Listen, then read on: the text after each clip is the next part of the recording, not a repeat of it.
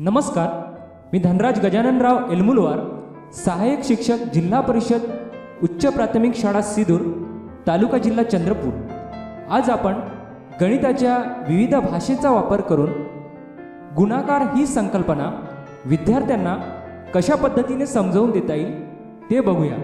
चला तर आपण आता सुरुवात करूया। सर्वप्रथम आपण बोटांच्या भाषेचा वापर करूया।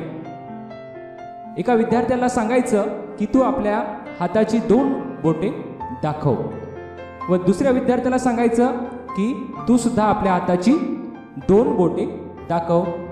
एका तिसऱ्या विद्यार्थ्याला सांगायचं की तू सुद्धा आपल्या हाताची 2 बोटे दाखव, आणि बाकीच्या विद्यार्थ्याला विचारायचं की आता हे एकूण किती बोटे झाली।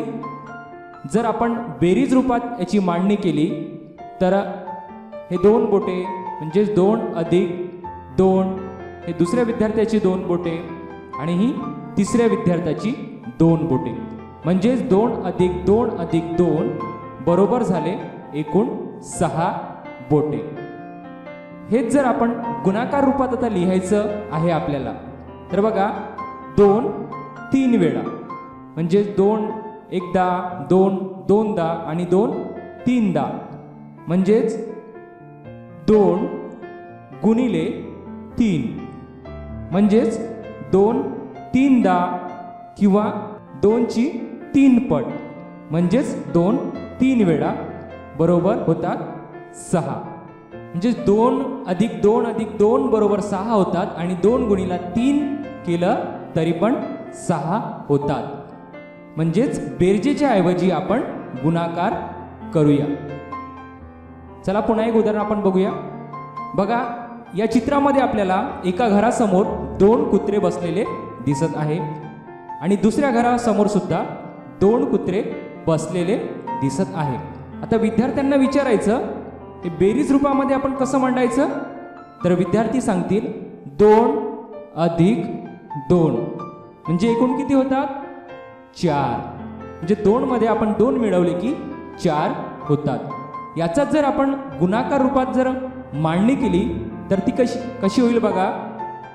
इथे 2 कुत्रे आहेत, किती वेळा आहेत 2 वेळा, म्हणजेच 2 2 वेळा किंवा 2 दोनदा। हेच जर आपण गुणाकारात रूपात मांडायचं झालं तर बघा 2 गुणिले किती वेळा आहेत ते 2 वेळा, म्हणजेच 2 गुणिले 2 बरोबर 4। चला पुन्हा एक उदाहरण बघूया आपण। बघा, या मुलीकडे इथे 3 बाहुले आहेत व दुसऱ्या मुलीकडे सुद्धा 3 बाहुले आहेत, तर बेरीज रूपात मांडणी केली तर 3 अधिक 3 बरोबर 6। आता गुणाकार रूपात बघूया।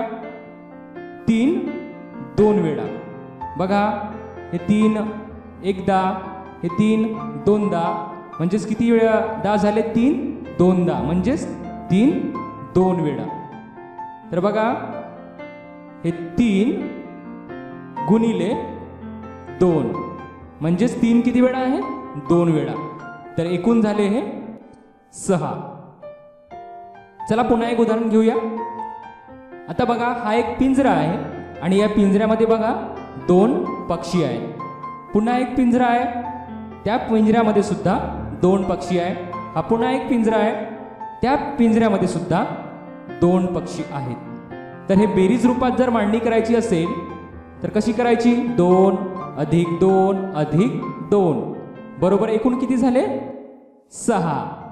आता गुणाकार रूपात मांडणी करायची असेल तर कशी करायची, म्हणजेच 2 किती वेळा आहे इथे 2 3 वेळा आहे, म्हणजे 2 2 पक्ष्यांचे गट किती वेळा आहे 3 वेळा, म्हणजेच 2 गुणिले 3 बरोबर 6, म्हणजे 2 3 वेळा, 2 ची 3 पट किंवा 2 तीनदा। दुसऱ्या एका रूपामध्ये सांगायचं झालं तर पक्षी किती आहेत 2 व पिंजरे किती आहेत 3, म्हणून 2 गुणिला 3 बरोबर 6।